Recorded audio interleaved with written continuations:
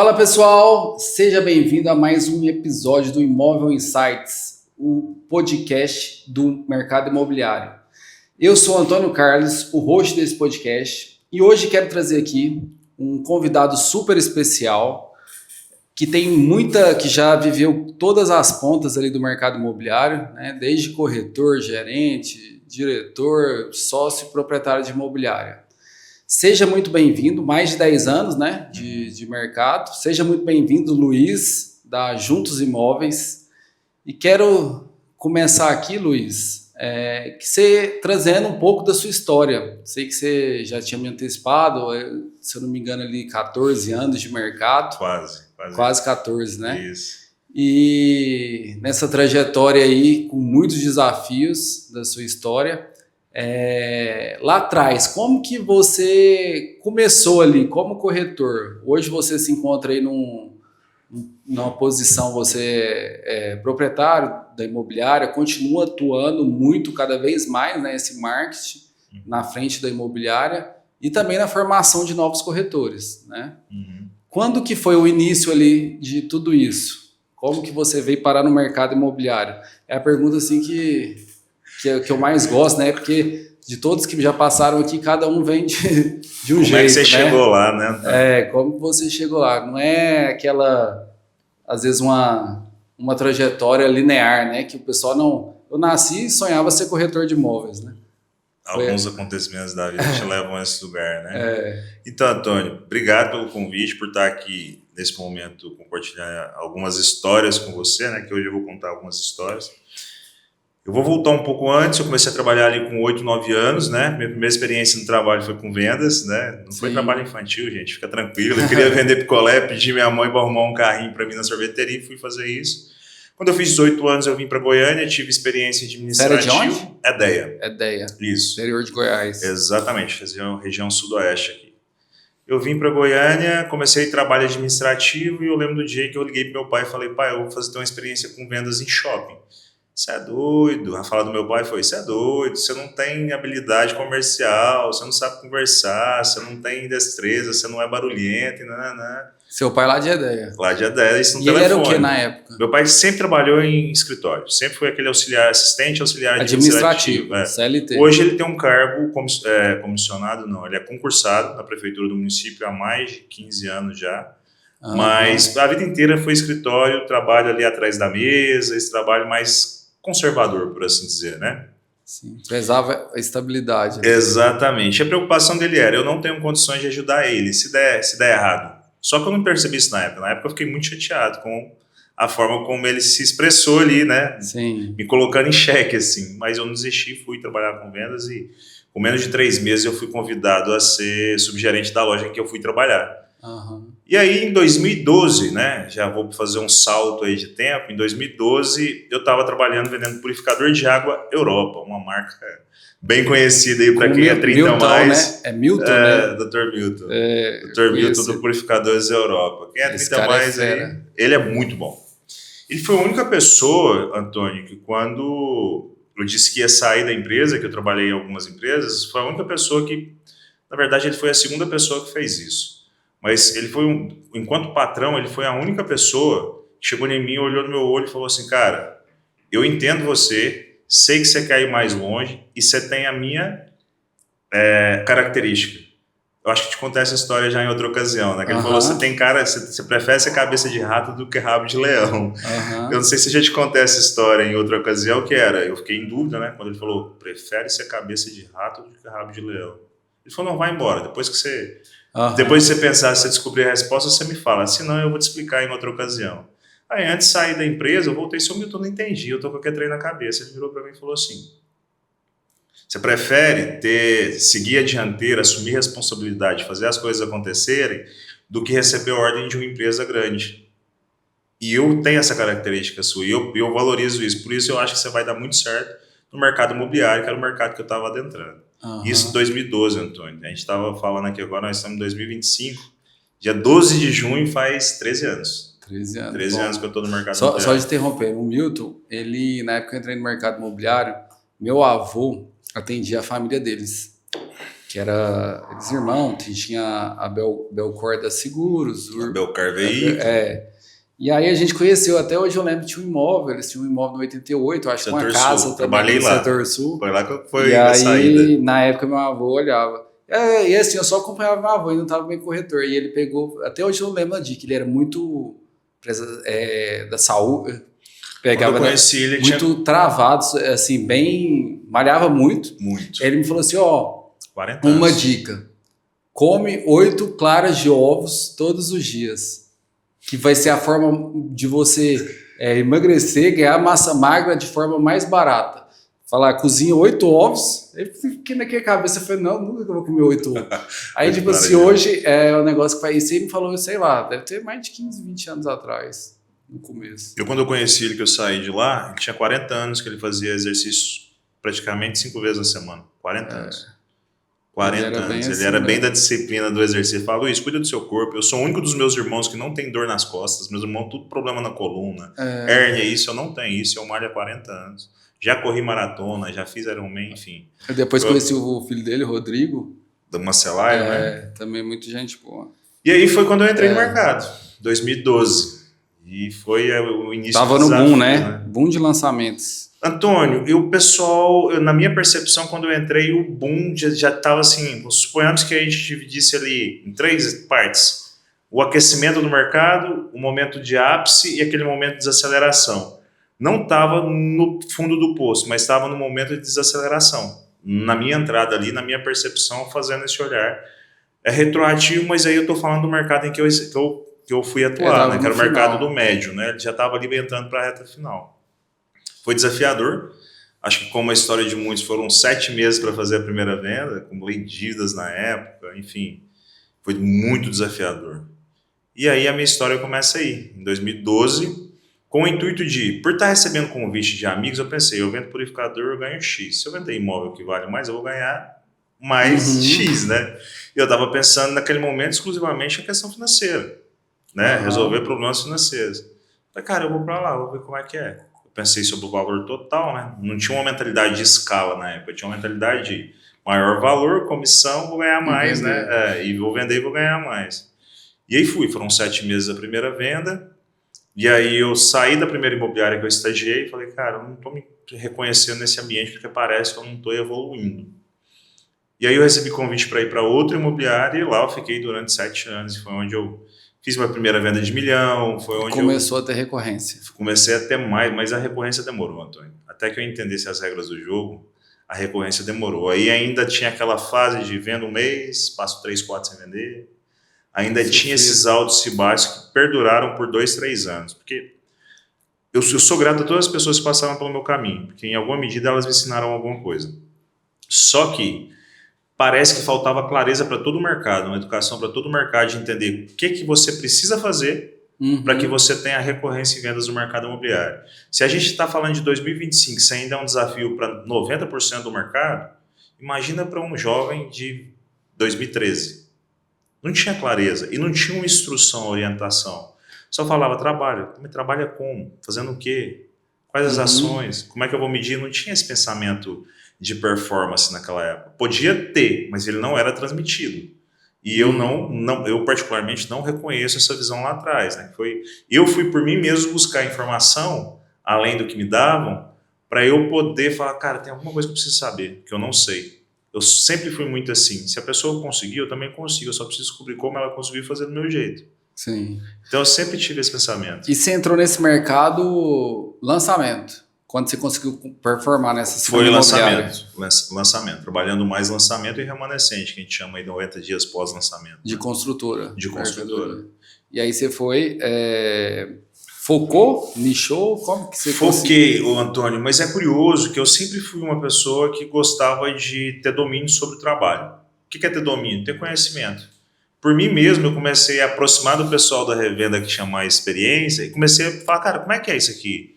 Como é que é o processo? Quando vende? O que é a próxima etapa? Porque ali nós emite o contrato, assina, recebe a intermediação, cada um segue o seu caminho, aí é só pós-venda. E na revenda, como é que é? Depois que o cliente olhou e gostou do imóvel, como é que funciona?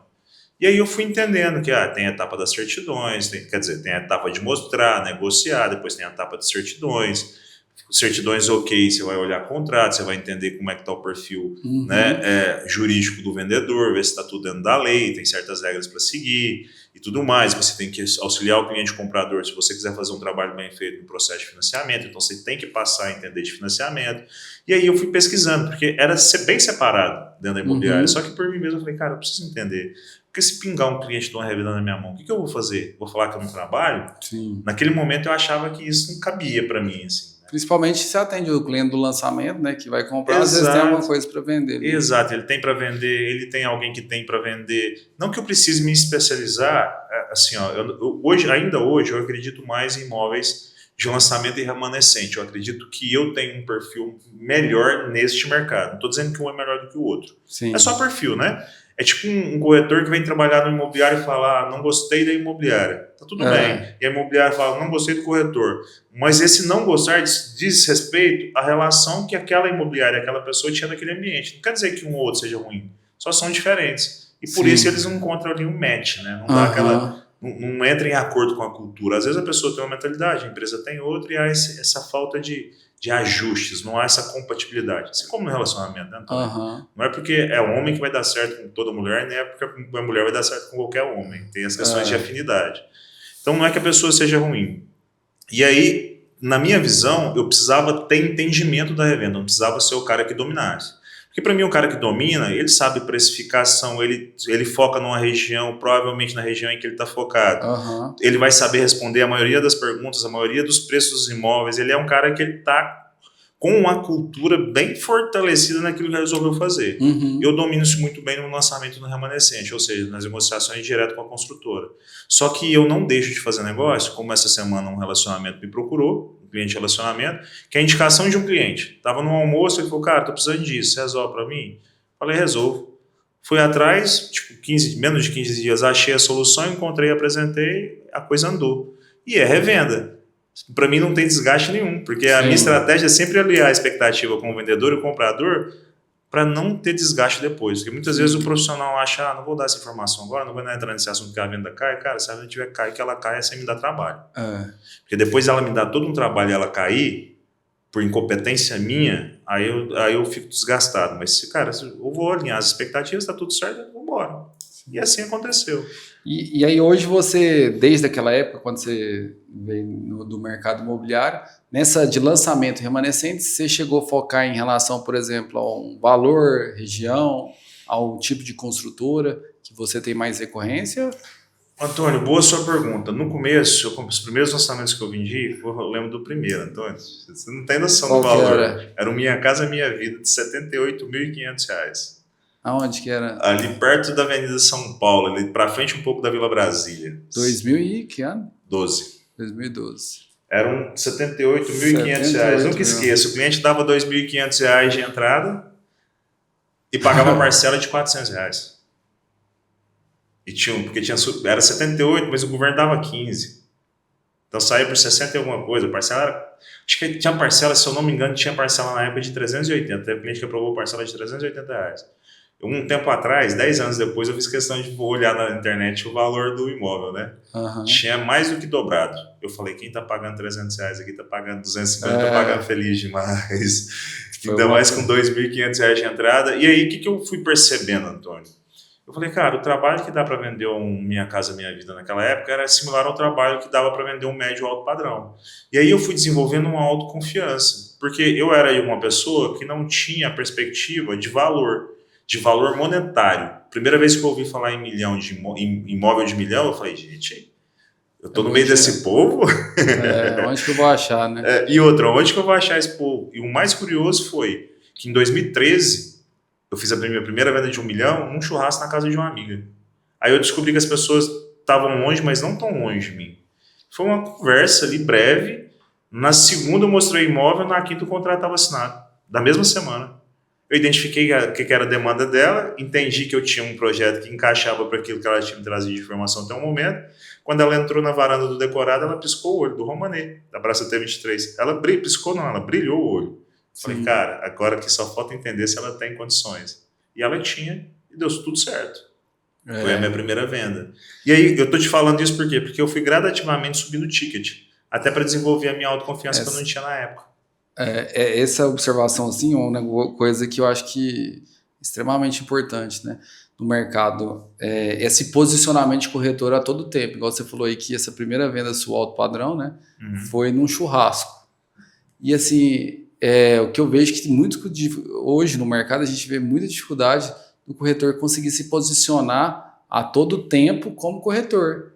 Porque, assim, o trabalho é todo tempo, né? Academia, no elevador, onde você está, que às vezes o imobiliário, principalmente no mercado hoje, gasta rio de dinheiro no tráfego pago para captar um cliente igual esse aí seu, em que você, às vezes, no churrasco, bebendo cerveja, você foi lá e captou com CAC, né? O custo zero. O custo foi de deslocar da minha casa e ir até um churrasco nesse dia. Então, Antônio, sabe o que eu percebo? É interessante você falar isso aí.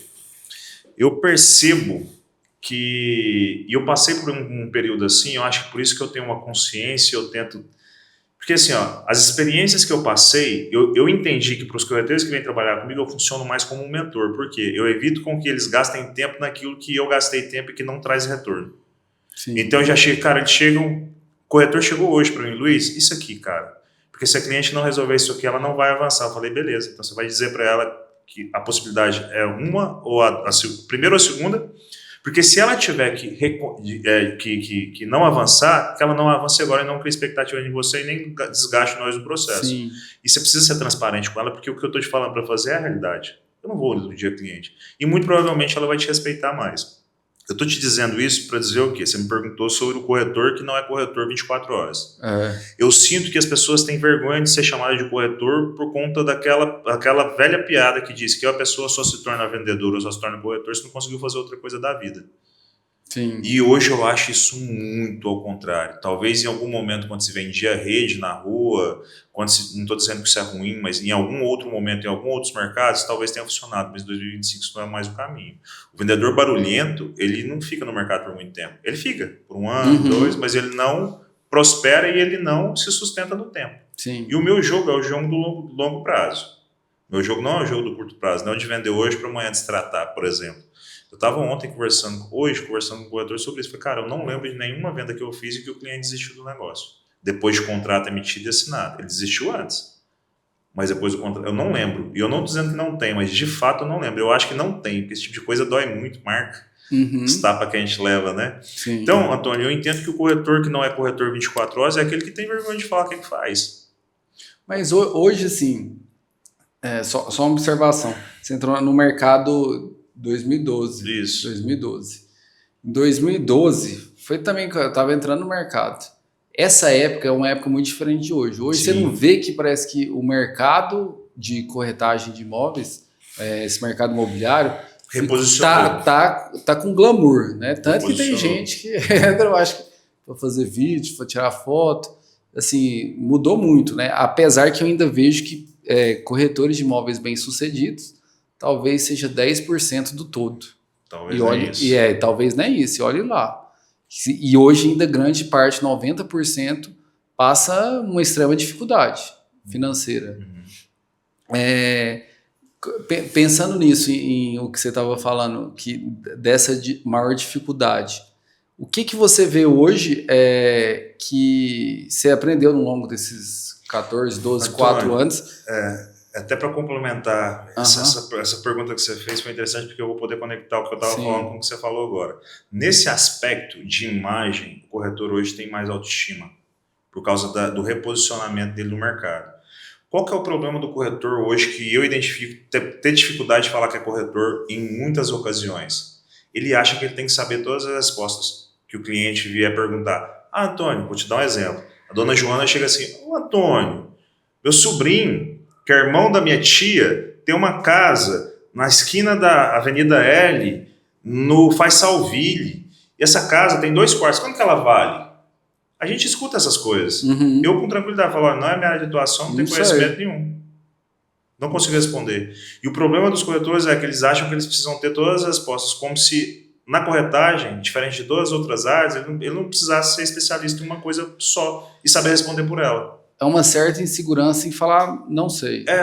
Em falar não sei. Porque o que eu ia te dizer, eu sentei para almoçar numa sexta agora recente, essa venda que eu te falei agora, Eu sentei numa cesta descompromissada lá no X-House com uns amigos, um amigo bancário me ligou.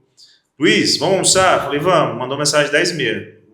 Eu nem sabia que ia mais gente. Cheguei lá, tá ele, mais 2 colegas dele, ele tinha ligado com outro amigo em comum, e chegou um outro colega advogado. E todo mundo sentado, conversa vai, conversa vem. E aí ele brincou sobre o mercado imobiliário, que estava do lado dele, que ele nem sabia, falou, cara, eu tô procurando uma sala. E só serve para mim se for nesse prédio. Eu falei, nossa, que música aos meus ouvidos, só serve nesse prédio, então não vou ter nem que sair procurando em outros, né? Ele falou, só serve isso, sabe por quê? Porque eu moro no prédio do lado. Eu não quero ter que tirar o carro nem para levar a escola dos meus meninos, que é na esquina, e nem para ir trabalhar. Cansado disso, eu acho que hoje eu tenho condições. Resolveu minha vida. 2 semanas depois, aí eu sentar com os amigos de novo, durante uma tarde, num bar aqui, no Alma. Tô lá sentado, o cara virou, eu te conheço. Olha pra você ver o poder da internet. Eu tenho poucos seguidores. O cara falou, eu te conheço. Falei, capaz, eu suspeitava, eu não sabia de onde era. Só que no não saber, o que eu fiz? Será que não foi esse vídeo aqui que está sendo patrocinado na internet? Ele falou, rapaz, eu acho que é, porque minha mulher está procurando apartamento. Eu preciso vender um terraço Bougainville, eu preciso comprar um outro apartamento agora. Terraço Bougainville da City. De novo, uma outra ocasião em que eu entrei, nessa entrada outras pessoas começaram a falar e eu já prevejo outras possibilidades de negócio surgirem. Mas eu não tenho problema em entrar e falar que eu sou corretor, que eu trabalho com isso, que eu não sei o que eu não sei. Cara, não é a minha área. Ah, mas eu tenho alguém para te indicar. Eu tenho um amigo pessoal que foi vender uma chácara, Antônio, de 1,5 milhão. Amigo de infância. Ele me procurou e falou, não sou eu que vou vender sua chácara. Você acha que eu não quero fazer uma venda de 1,5 milhão? Claro que eu quero. Mas eu vou deixar fazer ele com que ele resolva o problema dele mais rápido, sendo que eu não sou especialista nessa área. Eu falei, cara, eu vou procurar alguém que seja de confiança e que realmente resolva o seu problema. E foi isso que eu fiz com ele. Agora, ele já comprou 3 imóveis de mim aqui dentro de Goiânia. Aqui dentro ele compra comigo, o que ele precisa, porque ele sabe que eu domino. Sim. Agora, o que eu não domino, eu não tenho problema de falar nem pro meu melhor amigo. Sim. Entende? Então, assim, no aspecto da imagem, mudou. Porque 2012, por exemplo, o corretor era isso. Você não deu certo como advogado, virou corretor. Deu certo como engenheiro, virou corretor. Mas o que você falou aí, a exposição, não só no seu dia a dia, mas a exposição, principalmente nas redes sociais, ela faz muita diferença. Eu falo até por mim mesmo, experiência própria. Até um tempo atrás eu tinha muita dificuldade de expor. Até hoje tem que planejar tal para colocar ali. Mas, assim, realmente dá muito retorno. Né? Igual, por exemplo, esse podcast, que é algo que a gente faz assim, não é nem que a gente patrocina, divulga, principalmente no mercado imobiliário. Hoje mesmo veio um corretor, eu acho que ele trabalha na Adão, né? Aí ele falou, nossa, eu vi lá que você está gravando podcast e tal, programa de entrevista, e assim, realmente alcança, né? Isso que você falou aí, que você tem produzido muitos vídeos e acaba que essa exposição, ela traz resultado, né? E Antônio, assim, você falou de gravar, de fazer conteúdo, é desafiador, cara. Desafiador, aquele senso de exposição, a insegurança em relação ao julgamento. Só que uma coisa eu aprendi, né? Outro ponto. Medo da rejeição. Medo da rejeição parece uma coincidência, o que a gente está acontecendo aqui, porque você está falando da exposição. Eu hoje gravo com muita tranquilidade. Os vídeos que eu gravo, muita tranquilidade. Tanto pro feed, porque você vai tomando uma consciência, você vai se, tipo assim, quem eu mais esperava que fosse ser de boa, me criticou, que eram as pessoas próximas. Que tem algum valor para mim. Só que a crítica delas não me atingiu, porque eu falei, cara, eles estão fazendo o papel deles de pegar no meu pé. Brincadeira de amigo. Então, assim, não levei pro pessoal, o problema deles. Quando passou mais ou menos uns 7 meses que eu comecei a fazer uns vídeos melhores, mudou. Sim. Cara, que vídeo seu e tal. Tipo assim, começou a aparecer mais indicação, a gente lembrar mais de mim. Porque a exposição no Instagram, eu tenho 1.300 seguidores. Mas eu imagino o seguinte, se esses 1.300 do meu relacionamento me verem e lembrarem de mim, eles com mais frequência, e saber que eu mexo com imóveis, que eu trabalho com imóveis, que eu faço intermediação imobiliária, a probabilidade, na hora que eles estiverem em churrasco, lembrar do meu nome é muito maior. É muito maior. E é aí que a gente vai fazendo conexões que a gente nem tem ideia. Sim. Nem tem ideia. E por que eu te falei que é coincidência você tocar nesse assunto da exposição? Porque eu tava no meu Instagram antigo e eu peguei uns stories, Antônio. Eu comecei a gravar stories que parece que foi ontem. Foi em 2017. Eu gravando histórias do lançamento da Opus, dentro do stand, duro, inseguro, falando pra dentro, com medo, com vergonha do julgamento, mas tava gravando. Eu falei, cara, tem razão, hoje eu gravo com mais tranquilidade, mas tem uma trajetória. Luiz, precisa demorar esse tempo todo? Não, precisa você ter constância e disciplina em menor tempo para que você se desenvolva mais rápido. Mais rápido. Eu pego hoje, assim, eu penso comigo, o imobiliário contrata um videomaker para fazer os vídeos, os corretores ficam colocando em dificuldade para não fazer porque tá com medo de se expor. Para mim hoje eu falo, cara, vocês estão perdendo a oportunidade. Porque isso aqui é treino. E o perfeito, ô Antônio, é um ideal. Esse perfeito não existe. Sim. Eu sempre vou estar perto do perfeito, mas nunca vou chegar no perfeito. Porque toda vez que eu chego no perfeito, eu falo, não era bem isso, eu quero alguma coisa diferente. Melhor que isso aqui. Sim. Você pode ter certeza que o atleta que vai na piscina e bate um recorde na natação, ele não vai ficar satisfeito com aquele recorde, ele vai querer outro. Então o ideal é sempre um lugar de pôr em movimento, que vai fazer com que você caminhe, se desenvolva se você tiver esse interesse e quiser isso para sua vida, né? Agora, se você for uma pessoa conformada, isso não vai fazer o menor sentido. Não é o meu caso.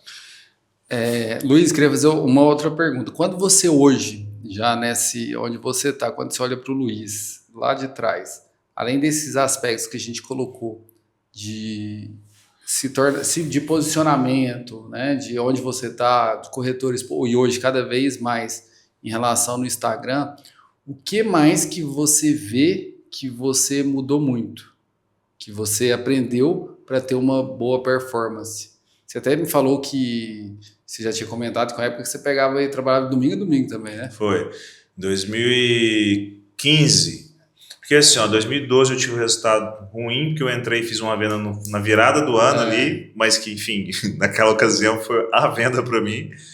2013 foi melhor que 2012, porque já foi um ano inteiro com a experiência que eu tinha tido. 2014 foi melhor que 2013. 2015, eu falei, cara, eu vou postar minhas fichas no tempo. Vou trabalhar o ano inteiro. Eu lembro de trabalhar, eu tirei em 2015, pra você ter ideia, foi o que eu te disse outro dia. Eu tirei uns 6 dias de folga no ano. Trabalhei carnaval inteiro, Semana Santa, trabalhei julho inteiro, todo mundo no Paraguai, trabalhava porque eu falei, cara... Foi bom. Não foi. Como eu esperava, não. Foi melhor que 2014, mas não foi tão bom proporcional ao resultado que eu tive em 2015. Sim. Aí as pessoas dizem, mas o mercado não estava bom. Cara, eu não sou de culpar o mercado, porque eu vejo a empresa crescer independente do mercado dela estar favorável ou não. Olha só o que a Ambev está passando agora. Consumo de álcool diminuindo no mundo inteiro. O que ela vai fazer? Vai chorar? Vai incentivar as pessoas? Não, ela vai desenvolver novos produtos e vai se adaptar ao mercado. O mercado é rei. Então ela não vai parar para chorar, voltem a beber. Não, vou me adaptar. No entanto, você está vendo um monte de bebida sem gás, sem álcool, um monte de bebida sem açúcar, um monte de bebida agora boa para o organismo, produzidos por essas empresas. Por quê? Porque, cara, o mercado aqui está consumindo menos. Então, mas o pessoal fala do mercado. Eu não sou de colocar a culpa nos outros. Eu sempre tive uma questão muito forte. E forte até demais, causava até uma certa rigidez, que era a autorresponsabilidade. Em 2016 eu falei o seguinte, eu vou trabalhar menos, porque eu acho que eu preciso respeitar o meu corpo. E eu acho que eu tô trabalhando muito e isso aqui não me levou ao resultado que eu esperava. Ou seja, beleza, trabalhar muito é importante, mas trabalhar muito sem estratégia não funciona. Sim. Em 2016 eu falei, cara, eu vou subir o ticket, vou jogar todas as minhas energias no alto padrão. Foi o ano em que eu fiz essa virada, vou jogar todas as minhas energias no alto padrão.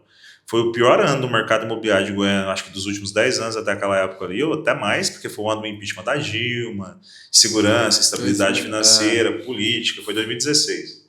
2015 o impeachment, 2016 estava naquele aquela bagunça, ninguém sabe ali o que vai acontecer, aquela loucura toda, né? Mas 2016 estava bem caótico o mercado Goiânia. O menor número de lançamentos. Um ano em que o metro quadrado estagnou, a valorização foi... nem acompanhou a inflação. Você chegava para o cliente para oferecer e falou, não, nessa crise aí ninguém compra não. Foquei no alto padrão, resultado. Foi o melhor resultado que eu construí na minha história. Foi num mês só, fiz 3 vendas assim, de trabalho que eu já vinha fazendo, que eu vendi 5 milhões no mês. Que você... aí que eu queria chegar. Você trabalhou em 2015, 6 dias de folga, trabalhou 359 dias. Sem parar, não teve o resultado esperado. 2016, falou, vou mudar a estratégia. E aí você teve um bom resultado, um ano de crise. Foi 2016 era crise. Você mudou a abordagem, a mentalidade, eu acho que mais? Parei para descansar, ou seja, eu dava tempo de pensar, porque antes eu estava tão no trabalho que eu queria só trabalhar e parece que eu não parava para... Cara, o que eu estou fazendo? Descansar. Quantos clientes eu levei na visita esse mês? Quantos clientes eu atendi nos últimos 60 dias? Eu não passava, só ia fazendo. Só ia fazendo. 2016 eu abordava diferente. Cara, eu vou parar pra pensar. Cara, eu não levei nenhum cliente nesses últimos 15, 20 dias no stand. O que eu preciso fazer? Aí, ao invés de eu esperar o cliente no stand, porque em 2016 o cliente não estava visitando stand, eu comecei a fazer mais ação na época, panfletagem. Eu chegava na imobiliária e falava, eu vou fazer 60 ligações aqui hoje. Se eu não falar com ninguém, beleza, mas eu vou ligar para 60 números diferentes. Pegava a lista e vai. Cara, me dá a lista. Eu era o terror dos coordenadores. Acabava às vezes, não, acabou, não, vamos aí, eu preciso ofertar seu produto, vender seu produto. E assim foi, Antônio. Só que aí eu parei, no final eu tirava um domingo para descansar. Prospecção, lista, plantão, panfletagem. Plantão era o que menos dava retorno em 2016. Era o que mais me deu retorno em 2016 foram as ações efetivas de prospecção, que dependiam mais de mim. Sim. Na época, né, ali em 2016. Mas foi uma mudança. E uma coisa, Antônio, nenhum desafio tirou um traço muito forte que eu tenho de personalidade. E esse eu consegui ver há pouco tempo. Poucos meses atrás eu falei, cara, olha, eu tenho um traço que eu nem reconhecia que eu tinha. Disciplina e constância. Sim. Ah, tá ruim, vou trabalhar. Ah, tá bom, vou trabalhar também. Entendi. Ah, vendi, não importa, amanhã eu vou trabalhar. Eu programava minhas folgas. Porque essa cultura que tem, talvez Você o cliente... passava assim, passou 30 dias, não vendeu nada, mas vou trabalhar, não desanimava. Não tinha, né? Tinha claro isso. que a gente ficava pensando assim, será que é isso? Será que vai dar certo? Será? Gerava dúvida. Mas não me tirava a disciplina. A constância. Porque a disciplina é um negócio que não depende muito de... Hoje eu vejo mais do que antes, que não depende muito de motivação. Cara, eu falei que eu vou fazer. E não tem outro caminho. Eu vou sentar e fazer o quê? Esperar da onde? Eu não tenho relacionamento. Eu não vim de um contexto familiar que as pessoas tinham dinheiro, que comprar e vende um imóvel o tempo todo. E foi o ano em que eu entendi também, em 2016, então foi uma virada de chave interna. Que eu ouvia, né? Foi uma virada de chave interna em que sentido? Eu ouvia os noticiários e aquilo me impactava e me fazia pensar, ninguém vai comprar imóvel. Crise, né? Ninguém vai. E o ninguém na minha cabeça era literal. É tipo aquela piada daquele literal que tem no YouTube, era literal, ninguém. Quando eu percebi que eu falei, cara, a vida continua acontecendo dependendo do mercado financeiro, da economia. Tá claro que o cenário é mais desafiador, mas ninguém deixa de casar, nenhum filho deixa de sair de casa, ninguém deixa de ganhar neném para precisar de um apartamento maior. E eu aprendi também que em crise tem pessoas que sabem ganhar dinheiro. E eu preciso achar essas na crise. Que elas vão precisar de um lugar seguro para pôr dinheiro. E um negócio mais seguro que sobrevive ao tempo é imóvel. Deus fez só um planeta Terra. O dia que a Terra aqui acabar, e aí vai fazer o quê? Vai para Marte com o Elon Musk? Então, assim, né? Então, entendeu? Então, a Terra é escasso. Sim. No entanto, você tem aqui em Goiânia hoje o setor bueno, que chega a ter o valor do metro quadrado ali mais caro, não a média do metro, mas o valor do metro em si, lá de frente o Parque Vaca Brava, né? Quantos Bueno tem em Goiânia? Nós não vamos viver para ver isso, mas o Bueno, daqui a algumas décadas ou séculos, não vai ter mais terreno. É igual algumas regiões que chega em São Paulo. E aí, qual o valor de um lugar que não tem mais terreno? O valor que as pessoas pagam. Então, assim, a escassez gera o valor. Então, por isso que esses setores que são mais consolidados e têm mais história, as pessoas, né, fazem isso. Mas, cara, para mim foi essas viradas. E aí, em 2016, eu fiz uma mudança na minha vida. Em 2016... Estou falando de 4, 9 anos atrás, eu tinha 28 anos. Eu falei, TV aberta comigo não pega mais não. Cara, eu não vou me contaminar, não. Né? E nem vou discutir política. Eu tenho uma visão política minha também. Sim. Quer dizer que eu não tenho, não quer dizer que eu seja isentão. Eu só não acho que isso é produtivo. Para mim, não é produtivo. Para os objetivos que eu tenho de vida. E desse lugar eu não estou preocupado se alguém me chama de isentão. Sim. Porque eu falo, cara, eu vou ficar discutindo política, eu quero trabalhar, vender, independente da política, isso não vai... de novo, tem o meu ponto de vista e vou defender. Mas eu não sou aquele cara de explorar esse ponto de vista político mais e sair das discussões inócuas, sem sentido, sabe? Quando tava todo mundo discutindo, eu tô certo, porque fulano é melhor, porque, cara, depois no final você vê que todo mundo não tá nem aí. Tipo, não naquela proporção daquilo que a gente imagina. Sim. A gente começa a entender as regras do jogo e fala, cara, eu vou ficar vendo noticiário. Você já parou para pensar por que o jornalismo de morte, esse jornalismo agressivo, ele passa na hora do almoço? Cara, é um momento sagrado que você está alimentando, ele está te contaminando, você está comendo um noticiário ruim. Aí por que a sociedade vive tão mal? Porque no momento sagrado da alimentação, muitas famílias estão assistindo notícias ruins. Todo me alimentando de notícia ruim. E notícia ruim que dá audiência, né? E eu não quero ser essa audiência dessa notícia ruim. Há muito tempo eu não assisto TV aberta, cara. Pra você ter ideia, tanto que eu não assisto, que teve jogo do Brasil semana passada, não fiquei sabendo. Mas você não tá na internet? Mas a internet tá falando pouco. E eu vou mais nos links dos anúncios que eu quero, das informações que eu quero saber. Você quer, né? Entendeu? E aí, agora na TV é Netflix, Amazon, Max, Disney. Vejo uma série, um filme eu gosto. Acho produtivo. Agora a TV é aberta tem muito tempo. Eu mudei isso em 2016 também. Entendi que aquilo não me alimentava. E aí, você, além de mudar essa posição, de ser mais estratégico, você mudou, também você falou que subiu um pouco o ticket, né? Foquei em ticket. Aí eu saí do médio alto pro alto. Aí eu foquei no alto. Luiz, você não vende médio? Vendo. Mas eu foquei no alto. Mas e você acha que também pode ser uma... Você tá ali em 2016 colhendo um pouco do que você plantou em 2015? Em 2015 você trabalhou tanto, você ficou tão afiado ali, por exemplo, numa prospecção, numa negociação, que às vezes no detalhe... Antônio, faz sentido a sua fala, porque quando você começou a falar, o que eu pensei? Esses clientes não entraram em 2015? Não, era um cliente de 2016 mesmo. Eu falo que você estava mais treinado. Mas talvez pelo fato de eu ter corrido uma corrida intensa em 2015, eu estava mais bem preparado em 2016. Faz sentido eu pensar, eu não tinha pensado por esse lugar. Sim. Pode até fazer sentido, porque é muito difícil a gente saber o que é o que não é muitas vezes. Né? É igual quando alguém pergunta, mas você acha que se você não tivesse feito isso, você teria tido o resultado que você tem? Eu falo, cara, o objetivo não ia mudar. Então eu acho que eu ia achar outro caminho, podia ser mais curto ou mais longo, de chegar onde eu queria. Sim. Agora, eu não fico pensando que poderia ter sido. Porque eu não tenho condições de mudar, eu só tenho a vida que eu vivi. Não é que eu imagino que eu possa ter vivido ou ter perdido. Entende? Sim. Então eu fico mais assim, cara, o que eu estou fazendo agora, o que eu estou olhando agora, o que eu quero resolver isso aqui, com quem eu falo, quem pode me orientar, quem pode ser meu mentor, ou o que eu preciso ler para me desenvolver nesse sentido. Eu sou mais assim hoje. Sim, eu trago esse raciocínio, até mais porque igual como a gente tem aqui a imobiliária, às vezes a gente vai muito para desenvolver novos corretores, até os ouvintes aqui do podcast. Às vezes muitos que estão entrando no mercado, ele tem a dificuldade ali de converter numa comunicação. E às vezes o cara é um processo. Para ele chegar lá na frente e ter uma mesma conversão que um corretor que já tem resultados, mais experiência, às vezes igual ligação, ligou várias vezes, você vai ficando mais treinado. Depois que você fizer 100 reuniões, você sentar na mesa com o cliente para negociar a tabela, fluxo de caixa, por mais que você não fechou a 100, você vai estar mais treinado lá para depois para o outro atendimento. Numa visita, você fez... Então, assim, às vezes, que eu queria trazer, que às vezes o corretor ele tem que fazer por número mesmo, para chegar na qualidade. É performance. Performance é isso, é medível. E aí o que você falou é tão interessante que eu concordo com você, eu não tinha pensado no resultado de 2016 como consequência de um aprendizado de 2015. Não tinha pensado nisso aí ainda. Mas olha só, isso é tão interessante que repetidamente eu falo para a minha equipe. Igual tem o João, que o João foi o cara que eu comentei com você em outra ocasião, que eu ia embora 9h30 da noite, o cara ficava lá, ou ia embora 8h30 da noite, o cara ficava lá muitas vezes 9h30, Luiz...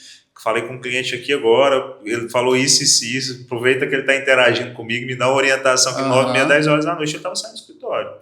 Então, por que eu estou te contando isso? Porque eu acredito que, principalmente no início de um trabalho de corretagem, o corretor tem que trabalhar o máximo de horas que ele conseguir. Sim. Mas trabalhar o máximo de horas não de qualquer jeito. Sim. Consciente, cara, estou fazendo essa ligação, falei isso, o cliente parou. Porque o que acontece, Antônio? O cliente te mandar para um WhatsApp hoje, a galera vai discordar de mim, mas o cliente te mandar para o WhatsApp hoje, a grande maioria é porque você não está sendo uma pessoa interessante na conversa com ela. E aí, o que eu quero chamar de interessante? Vou te contar uma história. Te falei que ia contar algumas hoje. Pode contar. Em 2016, eu acho que tem a ver com todo esse processo de mudança de 2016. Acho que ali foi um ano de muito aprendizado. As pessoas, eu ia em palestra, olha, você tem que se preocupar com a dor do cliente, você tem que atender a dor do cliente. E eu ficava pensando, eu quero ir lá vender, pegar meu dinheiro e ir embora. Eu vendo, ele compra, pronto, acabou. Que dor? A dor dele ele tem que saber. Uhum. Só que a perspectiva que eu fazia essa análise era uma perspectiva afetiva. É tipo assim, a dor do cliente eu escutava naquela ocasião como uma dor de como quem fosse um parente meu, uma esposa, tipo assim, aquela dor de, pô, tem que ajudar aquele amigo, porque ele é meu amigo, nós crescemos juntos e tal. Sabe essa conexão afetiva? Quando eu entendi que não era sobre isso resolver o problema do cliente, era sobre resolver o problema dele como um profissional resolve um problema de outra pessoa, a chave virou, porque aí já não é emocional. Eu não tenho que ser bonzinho com o cliente, eu tenho que ser profissional, eu tenho que ser assertivo, incisivo. É a mesma coisa que o médico faz. Você chega lá e, nossa, Antônio, como você é lindo, sua mãe me falou que você era especial, nossa, que anjo, agora a gente é amigo, vamos tomar uma cerveja? Não, ele te pergunta, cara, quais são os sintomas? Como é que você começou a sentir isso? É basicamente o nosso trabalho. De um jeito educado e sabendo que quem está do outro lado da mesa é uma outra pessoa. Sim. Então eu só preciso ser profissional e assertivo. Eu não preciso me conectar afetivamente nesse sentido desse contexto que eu te disse. E eu acho que as pessoas fazem essa confusão. Resolver a dor do cliente não é compadecer com ele como você compadece com alguém que você ama. Sim. Mas como alguém que você precisa resolver o problema porque ele tem uma dor. Uma dor não necessariamente física, mas é uma dor de uma solução que ele busca e não sabe como resolver. E isso que você está falando aí, eu vejo talvez uma das maiores dificuldades dos corretores, principalmente em relação a se envolver emocionalmente demais com o cliente, que acaba atrapalhando a venda. Ele se envolve tanto emocionalmente ali que acaba que ele não dá conta. Ele perde a venda por se envolver demais. Outra coisa, imagina o seguinte, eu não sei se já aconteceu comigo, com você, mas comigo já. O cliente, depois que se aproxima de você, que ele fica uma certa broderagem, na primeira oportunidade de um novo negócio que ele vem fazer com você, você não consegue tirar metade da sua comissão aí, não? Não, isso aí sempre acontece. Quem mais te pede desconto normalmente é a amiga, relacionamento pessoal e comissão. Sim, eu já falo pro cara, eu vou trazer o melhor negócio, a comissão não, eu sei que paga o vendedor, eu já corto, porque eu não vou ficar negociando o salário dos outros. Eu acho desrespeitoso. Prestador de serviço, quando o cara vai fazer um serviço para mim, eu falo, cara, tem condições de fazer um valor melhor? Se o cara fala não peça a segunda vez, porque é o tempo dele, ele que precifica. Eu pago se eu quiser, se eu não quiser, eu procuro outro. Quiser, com certeza. Não é isso? Eu acho que eu acredito nisso. Não tem quem vai. Então vai lá. Eu não topo. Eu acho que eu não respeito com a categoria, inclusive. Sim. Eu estou contaminando o mercado. E o cliente tem que entender que a questão de ter ou não comissão, o valor do imóvel não vai mudar. Muito pelo contrário, muitas vezes o corretor consegue uma negociação melhor do que se ele for direto do proprietário. Porque o proprietário sabe que em cima do preço dele, se ele contratar um corretor para evitar um monte de dor de cabeça que ele possa vir a ter, como eu já vi ter, é muito barato. E isso já está no mercado. A precificação do imóvel já contempla isso. Não é um negócio que precifiquei o imóvel, agora mais 5%. Como quem está comprando está pagando mais caro. Não é sobre isso, cara. Sim. É sobre segurança, desgaste. É sobre problemas que acontecem no futuro. Eu já atendi cliente que não comprou de mim, que depois me procurou e falou que tinha destratado e perdido dinheiro. Esses dias eu ainda falei disso no meu Instagram. Eu falei, cara, você lembra que eu te falei que esse imóvel não era para você? Luiz, mas eu não te ouvi e comprei e perdi 50%. Eu falei, pois é. Enfim, não fico feliz com a sua informação, não. Mas deixem de ouvir parente. Parente não é corretor. Você foi ouvir um parente, uma pessoa que não tem a mínima experiência, que muito provavelmente estava com o olho gordo em cima do que você estava fazendo, que era um negócio de milhão. Sim. Nunca deve ter visto essa cifra. Né? Eu não vou ensinar, eu não vou ficar dando palpite para alguém que vem falar que o médico sugeriu certa cirurgia. Eu falo, cara, eu não entendi isso. O mais que eu vou fazer é, se você está se sentindo seguro, vai mais 2 médicos. Se o corretor não te deu confiança, cara, procura outro. Não tem problema não. E hoje, assim, realmente acontece muito isso, né? Onde a pessoa está, na família, quando sai de uma visita, ele ouve muito, família, isso tudo. Se o corretor não tem uma confiança e uma postura de passar uma credibilidade muito forte para o cliente, né? Ele se perde e realmente muda ali. Isso é um desafio muito grande que eu vejo que o corretor precisa ter para para não perder ali, não perder a linha em relação ao cliente. Perder a conexão, né? A conexão. Porque assim, o cliente muitas vezes ele vai e aí entra no aspecto afetivo. Meu pai me falou porque um dia ciclano comprou um imóvel assim, deu problema. Só que o problema que deu não tem nada que ver com o negócio que você está fazendo. Sim. E se a pessoa tiver pelo menos condições de trazer o problema para que você entenda, às vezes fala, cara, é diferente. Ou o que ele fez aqui, eu vou dar um exemplo, tem um cliente que foi destratar com a construtora que não nos procurou. Quando ele nos procurou, já tinha feito um negócio. Eu falei, cara, por que você fez isso sem conversar com a gente? Porque eu achei que vocês não iam resolver. Eu falei, cara, não ia mesmo, mas eu ia te dar uma série de alternativas. que você podia fazer antes de fazer isso que você fez. Às vezes o cliente fica com vergonha, inseguro. Eu falei, cara, não, meu trabalho começa depois da assinatura do contrato. Eu faço questão de deixar isso meus clientes. Antônio, eu tenho meu celular, o mesmo número, se eu não me engano, desde 2013. Eu acho que esse ano, 2012. Nunca mudei. Justamente para nunca deixar um cliente seguro sobre não conseguir falar comigo. Quer falar, fala. Eu tenho cliente de 2019 que eu vendo, 18 que eu vendo imóveis. Cliente de 2016, um deles que comprou o imóvel de 1 milhão, voltou e comprou um imóvel de 5 milhões em 2022. Entendeu? Então, assim, é essa disponibilidade. Outro, o cliente liga, às vezes tem uma dúvida, e eu estou descobrindo que muito cliente empresário em Goiânia, eles não têm uma maturidade em relação à negociação dentro do mercado imobiliário. Eles têm uma série de dúvidas que na minha cabeça é muito óbvio, mas é óbvio por quê? Porque eu sei. Que é o que o meu marketing fala. Às vezes você fala, você vai produzir conteúdo, você fica com medo de falar umas coisas que para mim não tem nada a ver. Eu não sei. Você acha que seu cliente sabe? Seu cliente mexe com outras coisas. O cliente não mexe com o que você mexe todos os dias. Então fala o que é óbvio para você. De uma maneira tranquila. Eu falei, rapaz, e é isso mesmo. O cliente, por que eu estou te contando? Porque um cliente de 5 milhões me ligou e falou, preciso que você fale do meu contador, coisa que você está com as dúvidas que eu não vou responder para eles, não. Aí eu peguei o telefone, liguei para as pessoas que ele me indicou, resolvia. Eu sempre estava ali. Aí ele comprou em 2016. Todo ano eu estava presente ali em algum momento, perguntando se estava precisando de algo, como é que tinha sido a mudança, como é que isso, que era aquilo. Aí ele desistiu de mudar o apartamento e tudo. Quando ele resolveu voltar e olhar um apartamento maior que estava em outro momento, dos investimentos dele, cara, ele nem hesitou. Falou, estou indo Goiânia amanhã, quero ver aquele apartamento que a gente conversou. Então, ok, fui lá, mostrei, e semana seguinte estava assinando contrato. Uma venda rápida, mas de um relacionamento que outra coisa que o corretor faz, então? Parece que ele vendeu uma maldição para o cliente. Fica com medo de Ele fica com medo de falar com o cara. Você não vendeu uma maldição, não. Você acha que ele vendeu uma maldição, você vendeu, mas eu vendo prosperidade. Eu não vendi uma maldição. Isso, muitas vezes, vem de uma cultura, de uma certa fala, que ela é muito subjetiva dos líderes do mercado imobiliário, que o cara não consegue absorver, principalmente o corretor novato. Ele não consegue absorver, digerir, desenvolver um senso crítico para poder nortear o cliente dele. Eu já teve casos de cliente que chegou para mim e falou, eu quero esse imóvel para essa finalidade. Eu falei, ele nem foi olhar o imóvel. Para essa finalidade, ok. Aí eu fui na construtora, não tinha o final e o andar que eu queria para ele, para a finalidade daquilo que eu queria. Sim. Era o objetivo dele. Eu sempre faço essa pergunta, qual que é o seu objetivo? Aí falaram, esse, pode ser que eu mude para esse. Eu falei, então peraí, deixa eu tentar melhorar a possibilidade de isso dar certo dentro do que você está querendo. Porque imóvel, não necessariamente eu vou fazer... É igual investimento financeiro. Eu tenho expectativa, mas eu não controlo o mercado, né? Então, tem uma série de variáveis. Eu tentei controlar as variáveis dentro das possibilidades. Cheguei na consultora, não tem. Eu virei para o coordenador e falei assim, eu tenho o cliente, ele vai comprar. Se você conseguir a unidade, se voltar, porque era dia de lançamento.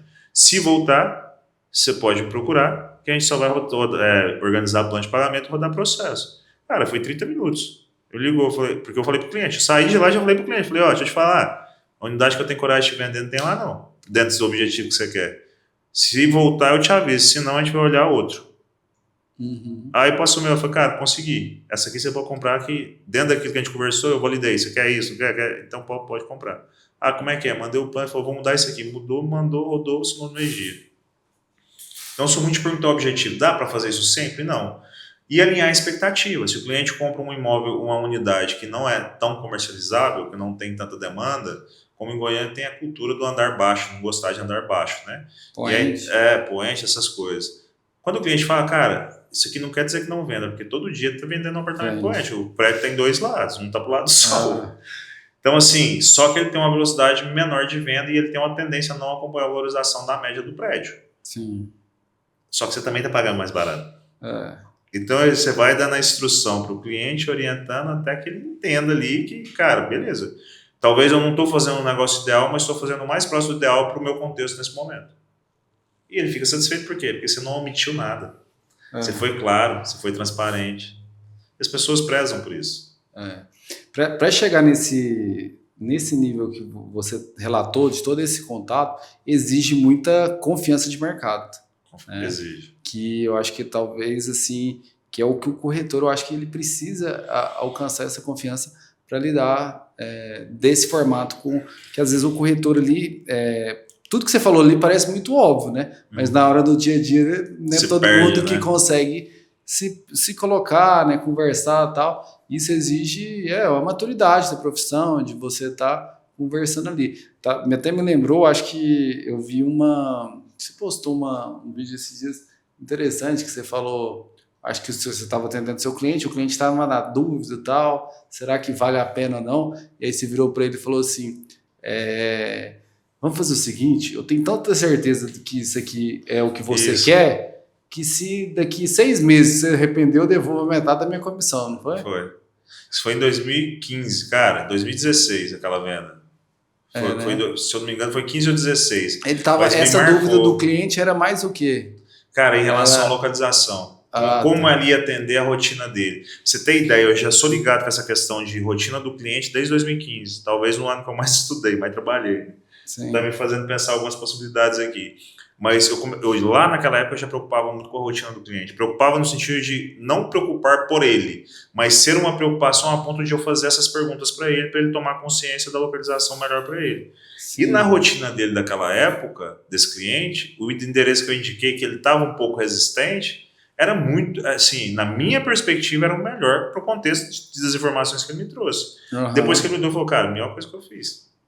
Melhor coisa que eu fiz, eu estou a 10 minutos de tal lugar que eu estou todo dia, é o trabalho, eu estou a 12 minutos do lugar que eu gosto de ir fim de semana. Uhum. Ele falou, cara, melhor coisa que eu fiz. Eu saí daquele trânsito, daquela avenida infernal. Sim. Então, é essa a questão. Antônio, como é que a gente desenvolve isso? Claro que tem um componente de experiência. Sim. Que é fazer. Que você dá uma cartada dessa aí, você tem que tá com confiança, né? De que você tá certo e que você vai ter que... E antes eu preparo muito o terreno, né? Eu faço um monte de perguntas de validação antes, cara, é isso.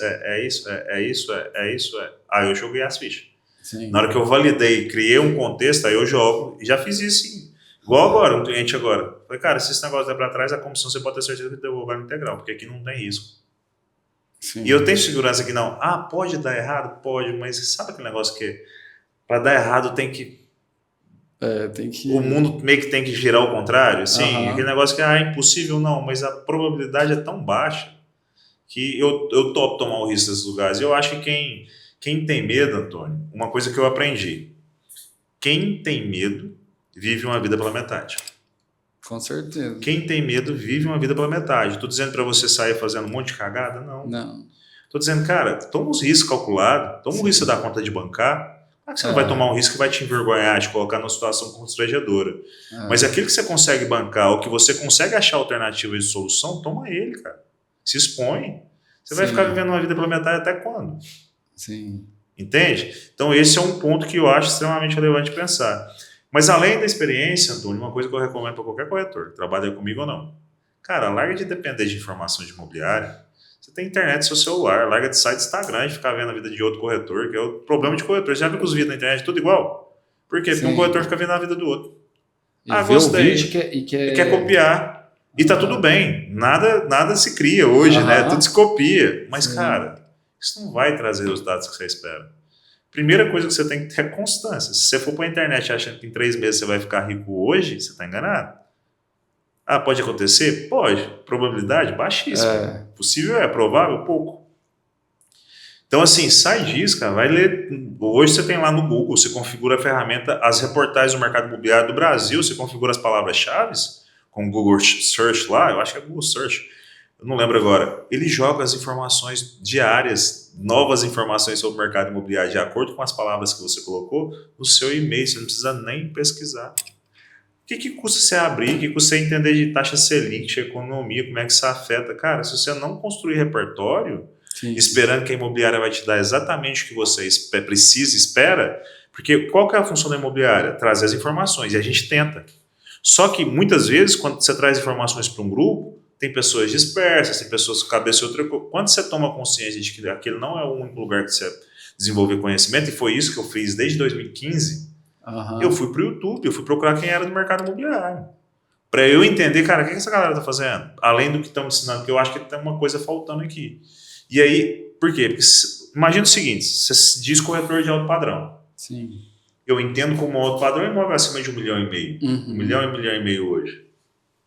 A depender do imóvel também, né? Então, os imóveis antigos dessa faixa de valor, a depender do imóvel, mas a localização e tudo mais. Se eu vir para você, Antônio, qual a metragem dos 2 lançamentos da CIST que teve ali na Orla do Vaca Brava? Gaguejou, irmão, você não é um corretor à altura do alto padrão.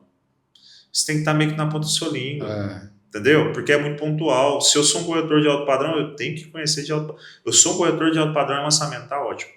Quais os lançamentos que eu tenho acima de 300 metros? Se essa pessoa não souber, se ela não souber pelo menos uns 5, ela não pode dizer que ela é aquilo. Ela até pode dizer, mas ela vai se passar como aquela pessoa que diz que é uma coisa e na verdade é outra. E o corretor, a grande maioria, na hora que surge às vezes uma oportunidade, né? Sei lá, numa conversa, fala, não, peraí, deixa eu ver aqui. Deixa eu ir lá pesquisar ou perguntar. Ou não tem algumas opções. Quais? Eu já vi isso. O cliente vira, quais? Então, eu preciso olhar com mais... Eu já te mando aqui o link do WhatsApp. Perdeu, então. Perdeu. Você acha que o profissional, um médico profissional, quando você fizer a pergunta para ele dos caminhos possíveis, ele vai, não, deixa eu pesquisar no Google. Se o corretor estudar, sei lá, vou te dizer, 60% do que um médico estuda, ele está rico. Sim. Ele está rico. Por que eu estou usando a medicina? Porque a galera estuda muito, a galera da saúde estuda muito, né? Um médico hoje, pelo menos, é 8 anos, né? Entre 6 para formar. 10. Mas depois de formar, eu conheço vários médicos que estão bem que continuam estudando. Sim. Mas se estudar quanto um cara para formação de medicina, pode ser os 8 anos. Sim. Se estudar tanto quanto, 60% você está rico.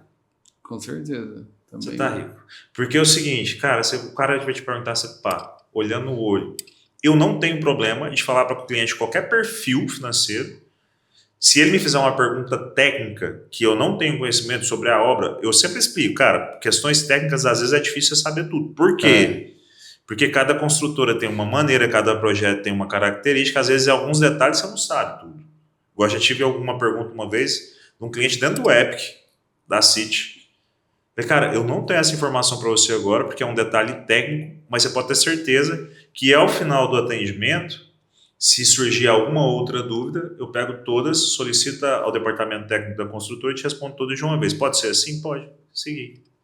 Qual é o problema? Aí essa hora o corretor fica inventando. Cara, não inventa se você não sabe. O seu cliente sabe, você vai ser mentiroso por quê? Não precisa. Fala que você não sabe. Agora, se você não sabe o básico, como por exemplo, a gente perguntar quantos metros nesse apartamento. Nossa, deixa eu olhar aqui, peraí. Aí não, aí você também tá vacilando, né? Se você não se preparar de ir para um atendimento, você tá vacilando, né? Com certeza. Aí já é a pergunta do cliente era bem técnica. Eu falei, cara, eu realmente não sei. E eu não soube identificar. Eu olhei e falei, cara, não sei. É um detalhe técnico mais particular, eu não consigo te dar essa informação agora, mas até o final do atendimento você vai ter essa resposta. Tem mais alguma dúvida agora? Não, então vamos continuar o atendimento. O que eu sempre faço, que eu vou perguntar ao departamento técnico agora. Daqui a 5 minutos eu pergunto de novo. Se eu tiver mais coisas, eu já pergunto tudo de uma vez, tenho a resposta completa e passo para o cliente. Sim. Então, assim, isso gera segurança, porque o cara fala... o que eu falo para o cliente normalmente? Então, cara, eu não quero te dar a informação que não seja correta. Na dúvida, eu não vou te dar a informação. Vou primeiro consultar. Né? Então, com certeza. E aí isso gera credibilidade. Sim. Luiz, uma outra pergunta que eu quero fazer é em relação à produtividade, em relação aos corretores. A gente até se conheceu na imersão, né, do Guilherme Machado, lá em São Paulo. E lá ele prega muita educação, funil de vendas e CRM. Hoje, no dia a dia, na prática, o CRM, eu acredito que todas as imobiliárias têm CRM. Quando a gente vai assim hoje nessa era de que a gente está. Mas quando a gente pega ali uma grande porcentagem, eu acredito que uns 70% às vezes não utiliza. Como você vê, né, que na metodologia lá QR do Guilherme Machado, que o CRM impacta na produtividade do corretor? Antônio, antes de responder a sua pergunta, eu vou falar de uma característica que toda pessoa, se entender, vai atingir o objetivo que nem imagina que é capaz. Eu estou lendo um livro e lá tem uma frase que diz o seguinte: o talento, na verdade é o contrário, o talento é a disciplina por trás da disciplina. Sim. Ou seja, o talento, ele é uma questão de disciplina. Porque você está me falando, Luiz, como é que as ferramentas podem impactar a produtividade? Cara, você precisa ter disciplina para usar essas ferramentas. Então, o talento é a disciplina por trás da disciplina. Ou seja, alguém altamente disciplinado, eu vou te dar o exemplo da fala do meu pai. Se eu não tivesse tido a disciplina que eu tive, talvez eu não fosse a pessoa que ele disse que eu não era naquela. Talvez eu tivesse acreditado no que ele me disse. E eu sei que não fez por mal, não leva isso para mal. Eu entendi que ele tentou me proteger das circunstâncias do contexto da época. De como ele pensava. Por que eu estou te falando disso, Antônio? Porque eu não entendo hoje, em 2025, um corretor que não usa CRM. Eu não entendo. Não entendo de verdade. Sabe por quê? Antes que a imobiliária me exigisse, eu já usava o CRM desde 2017. Se não fosse o CRM, eu teria perdido grandes vendas. O CRM ele não faz venda. O CRM é uma ferramenta para fazer com que você faça mais vendas. Mas ele não por si só. Ele é só uma ferramenta. Imagina o seguinte, você é um mecânico. Você tem uma chave para apertar um parafuso no carro. Você é um mecânico de carro.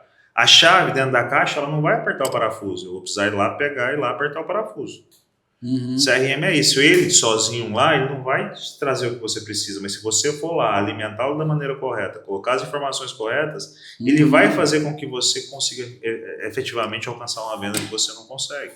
A gente diminuiu o ciclo de vendas, aumentou o percentual de 2023 para 2024. Cara, a gente saiu de 63% de vendas em 60 dias para 80% das nossas vendas foram em no máximo 60 dias.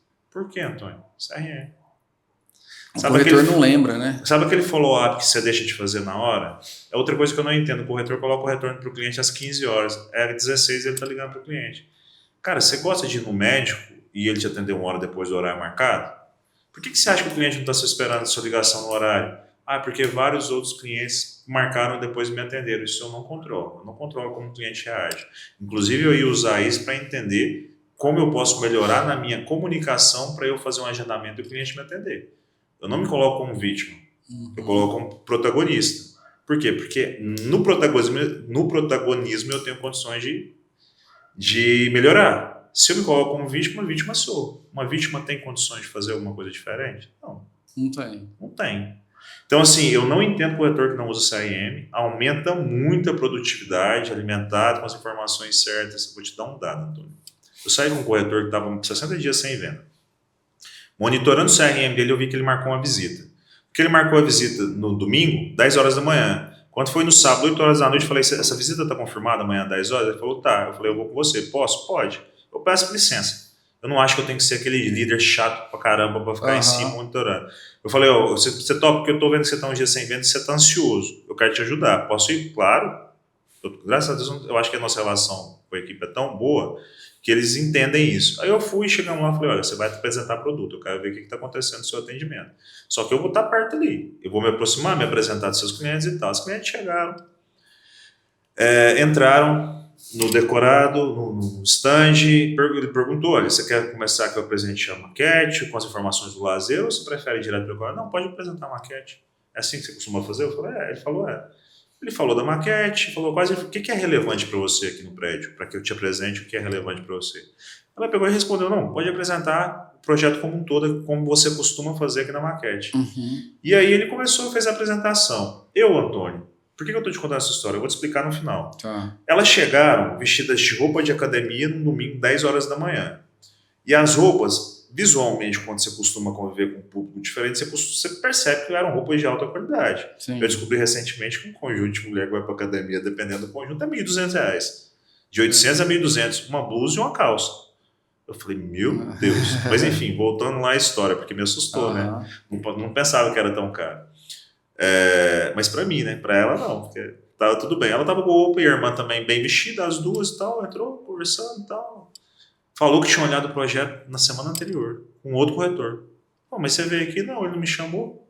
Beleza, né? Aí assim, você já tinha visto? Não, ele não me chamou e tal. Ele só me falou que não tinha como, do jeito que eu queria comprar, enfim.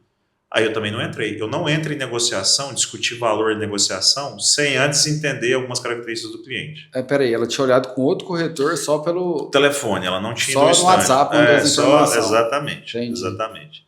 Isso tudo eu estou te contar para falar de como eu uso o CRM desde a hora que o lead bate. Eu não esqueci de CRM, não. Só estou te contando a história, pode voltar para o CRM. Quando chegou na hora de mostrar o laser na parede, eu falei, João, vai na frente e vê se o decorado está tudo ok, porque eu vou apresentar a implantação do laser aqui na parede para elas. Eu tinha uma pista, Antônio, pela roupa que elas estavam, que elas gostavam de malhar e provavelmente malhavam numa boa academia. Sim. Eu entrei no lazer e joguei uma isca. Eu falei, olha, essa academia aqui é uma academia com assinatura da Flex. Você conhece a academia Flex? Nossa, Luiz, eu malho lá. Nessa hora que eu joguei essa pista e que ela falou eu malho lá, o corretor viu. Elas mudaram a forma como começou a conversar comigo. Por quê? Porque se identificou. Achou um ponto de conexão. Nossa, então a gente vai poder malhar aqui, assinatura flex, o dia que não quiser ir na academia, tem uma academia no prédio. Começou a falar, eu deixei. Entramos para dentro do decorado, conversa vai. O João fala, ele falou, cara, as clientes mudaram depois dessa hora. Elas ficaram mais abertas, mais à vontade. Só que nem elas perceberam, que é um negócio que é inconsciente. E aí, beleza, entramos, tá. Resumindo, ela não tinha condições de comprar, assinou o contrato na mesma semana. Vou resumir a história. Luiz, mas o que isso tem a ver com o CRM? Vou explicar agora. A gente tem o hábito de quando o lead cai pra gente, a gente pesquisar a vida desse cliente na internet. Sabe por que eu quero isso? Não, peraí, volta lá. Ela não tinha condição de comprar? Ela disse no telefone que não tinha condições de comprar. Para o outro corretor. Não, para o meu corretor. Para o corretor. Ela falou, não tem condição de comprar. Tony, o cliente não vai te falar que tem 600 mil na conta de cara. Sim, com certeza. Ele não vai dar. Por quê? Vendedor é tudo mentiroso e falso, só quer ganhar comissão. Então, enquanto ele não perceber que eu sou alguém diferente do que ele conhece culturalmente, ele não vai abrir a verdade por trás da verdade. Sim. E eu não estou dizendo que ele está mentindo, ele está se protegendo. Sim. Ele não me conhece, ué. Entendeu? Não, então, todo mundo é assim. Na ligação ela disse não ter condições, mas lá na visita a gente identificou que tinha uma forma de resolver para ela. E foi isso que a gente construiu. Onde que isso pega com o CRM? O Antônio cadastrou numa campanha nossa, no site, no Google, no Instagram, enfim, qualquer canal. Chegou lá seu nome, seu e-mail e seu telefone. Primeira coisa que eu faço é, cara, eu vou pesquisar, ver o que eu acho dessa pessoa na internet. Por quê? Porque eu quero saber quais os pontos de contato eu tenho com esse cliente. Exemplo, eu vejo no Instagram do cliente que ele tem pet.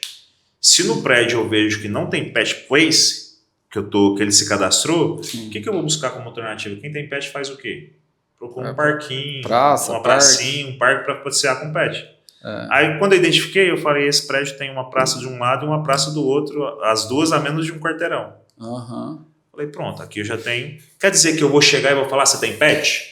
Não vai. Vou fazer isso. Tem que falar na hora certa. Só que na conversa eu posso jogar, por exemplo, olha, Antônio, aqui não tem pet place, mas eu vou te dizer uma vantagem. Se ele me perguntar ou se ele não perguntar, olha, aqui além do pet place, eu ainda tenho duas opções de você caminhar caso você tenha pet. Você tem pet, Antônio?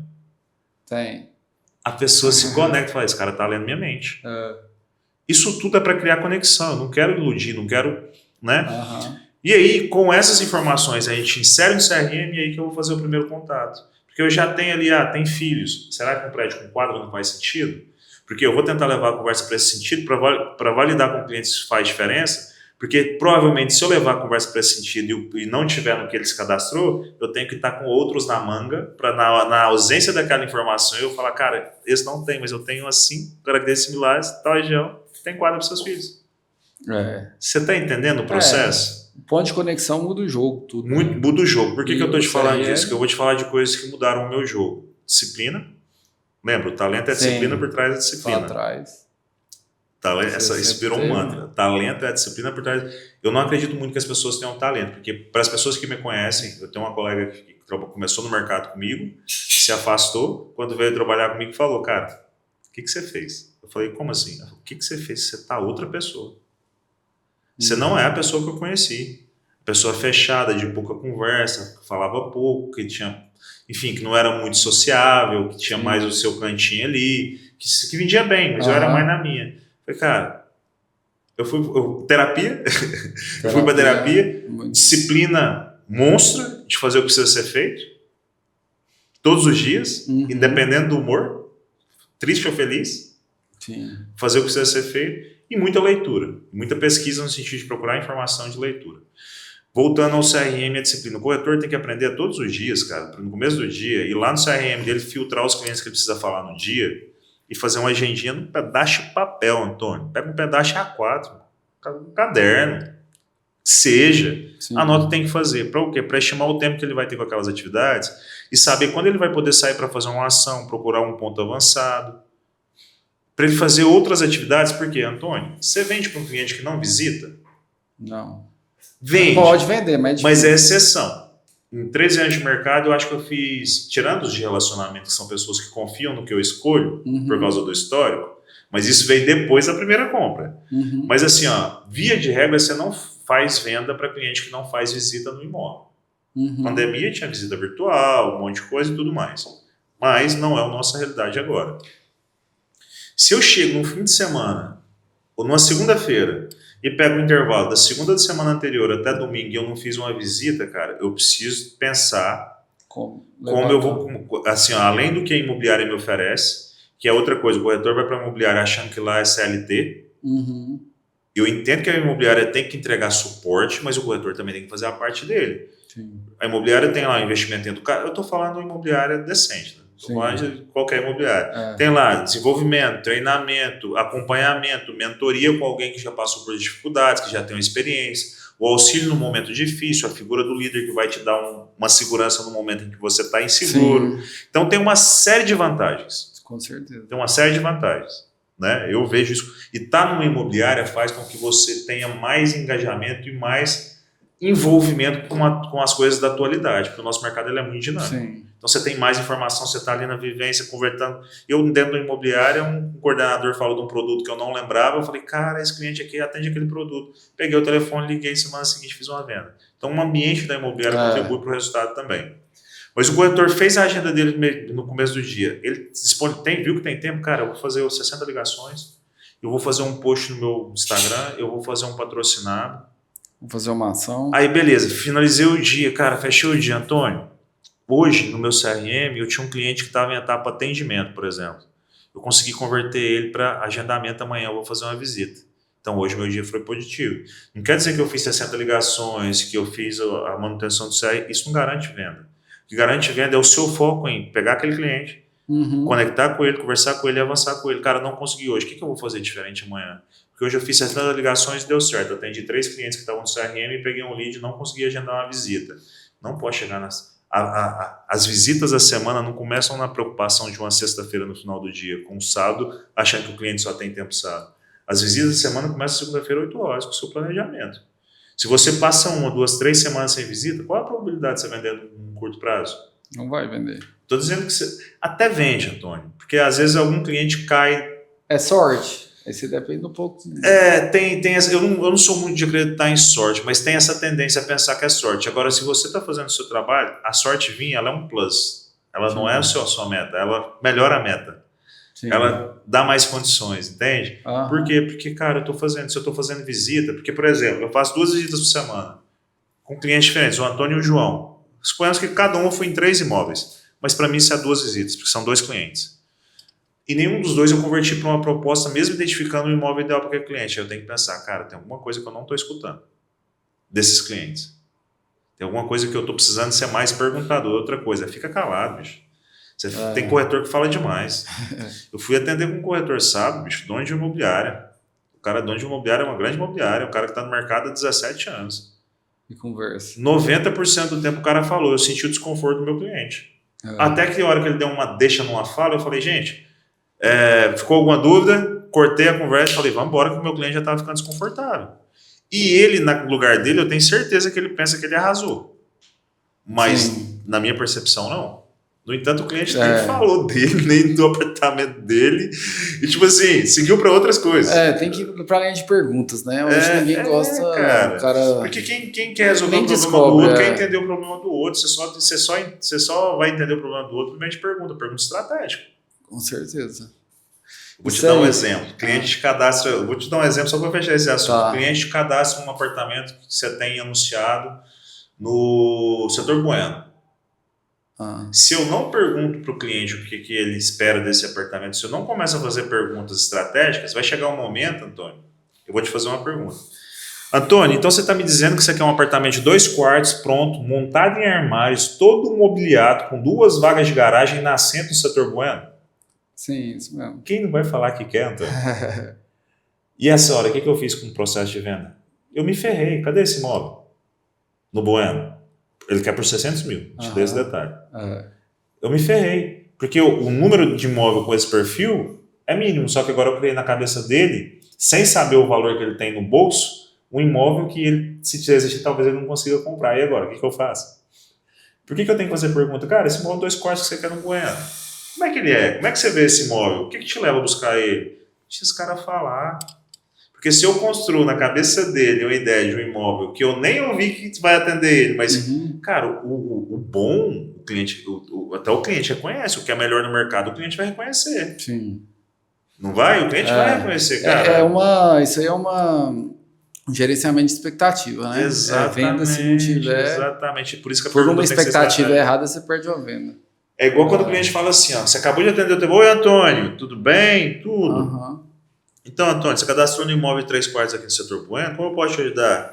Qual o valor? O cliente pergunta, Antônio, Luiz, qual o valor? Eu vou responder, então, o valor desse imóvel é 700 mil, mas não preocupa com isso não, porque se esse valor não te der, você pode fazer uma proposta. Cara, você nem ouviu o cliente, você nem sabe se... É normal o cara perguntar o valor. E eu vou dar o valor pro cara. No começo do atendimento eu vou dar. Falo, Antônio, não se apega ao valor desse imóvel, porque eu tenho outros similares com valores diferentes. Esse que vocês cadastrou é 700 mil. Mas além do valor, o que você está buscando? Como é que eu posso? O que você espera nesse imóvel? Aí você sai, cara, porque se entrar em valor no começo de uma conversa, a possibilidade de você criar uma percepção errada ou equivocada no cliente, dificultar seu processo é muito grande. Com certeza. Luiz, estamos passando de 1 hora aqui. Muito bom. Literalmente, assim, você trouxe literalmente uma aula do mercado imobiliário, corretores aqui, conteúdos de experiência e de muito valor. Quero agradecer aqui a todos os ouvintes. Sigam nós na plataforma do Spotify, YouTube, Instagram. E quero chegar aqui para concluir. Luiz, deixa seu Instagram, seu Instagram pessoal, da imobiliária. E hoje, muitos dos ouvintes do mercado imobiliário, se tiver mais alguma coisa para concluir em relação a até seus planos, hoje você teve essa carreira brilhante aí que você já colocou como corretor, gerente. Hoje você está lá na imobiliária, são 5 corretores? 5 corretores. A gente está no processo de construindo os pilares para fazer um processo de expansão. Qual que é seus planos? Deixa seu Instagram, seus planos em relação ao mercado imobiliário, né? Que você pensa como na liderança também, de formando novos corretores. Antônio, então, eu vou deixar um recado para os corretores, assim, ó. Muito provavelmente alguém que está ouvindo, ou enfim, qualquer outra pessoa, às vezes está passando um momento desafiador. Cara, a única receita que eu tenho quando você está passando um momento desafiador é continue. A caminhada está difícil, mas caminha. Vai passar, né? Essa situação de difícil vai passar. E durante esse processo, dessa situação difícil que vai passar, você vai ter uma série de aprendizados que você vai poder lá na frente usufruir deles. Tenha disciplina, organização e constância. Não faça com você um acordo que você não vai cumprir. Então faça um acordo que você vai cumprir. Então não jogue a régua lá em cima de uma vez. Faça um degrau de cada vez. Sobre a imobiliária, a gente está num processo de mudança, de várias mudanças. A gente está fazendo rebranding. Provavelmente a marca Juntos Imóveis vai mudar de nome. A gente está reposicionando no mercado, construindo os pilares do RH, os pilares do marketing, porque a gente vai começar uma expansão agora. Eu acho que esse é o momento. Talvez para muitos não, mas para mim para o meu momento de vida e assim, eu acho que não existe momento certo, existe um momento que você está disposto, que você acredita que você consegue, é esse momento que eu estou vivendo. Hoje no Instagram está @juntosimóveis, o meu perfil é @Luiz com Z, C de casa, S de sapo, esse é o meu pessoal. E em relação ao imobiliário, eu te falei, a gente está com 5 corretores, mas a gente está 4 corretores, mas a gente está num processo, Antônio, de estruturação de pilares para desenvolver. E do meu lugar de liderança cara, eu não quero que você gaste tempo com coisas improdutivas. Sim. E meu desejo é fazer com que aconteça com as pessoas que venham trabalhar comigo, o que aconteceu com quem já veio comigo e depositou confiança. Foi ver um corretor que era saindo de uma graduação para ir para uma profissão que pagava 4 mil por mês.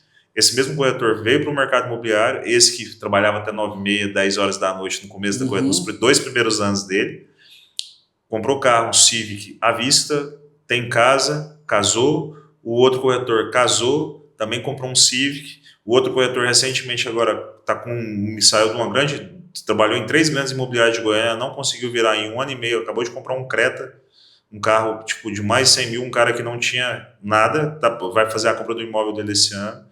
Então, é desse lugar, cara, eu quero te fazer prosperar, eu quero te fazer ajudar, que eu entendo que quem cresce do meu lado traz mais oportunidade de negócios, que assim, se um dia, Luiz, vou para um outro negócio, tô pensando em montar isso, cara, deixa eu ser seu sócio. Eu quero estar do lado de quem prospera. Mudar de vida, de quem cresce. É isso. Que é isso. Luiz, parabéns pela sua trajetória. Trouxe aqui muito conteúdo para quem está nos ouvindo. Parabéns pela trajetória e desejo muito sucesso nessa jornada, né? Que já tem 14 anos, mas está começando, nunca para, né? Estamos no melhor momento. E obrigado aí pelo tempo de estar aqui compartilhando, pela presença no nosso podcast. É isso que eu agradeço. Obrigado. Valeu, Antônio. Valeu.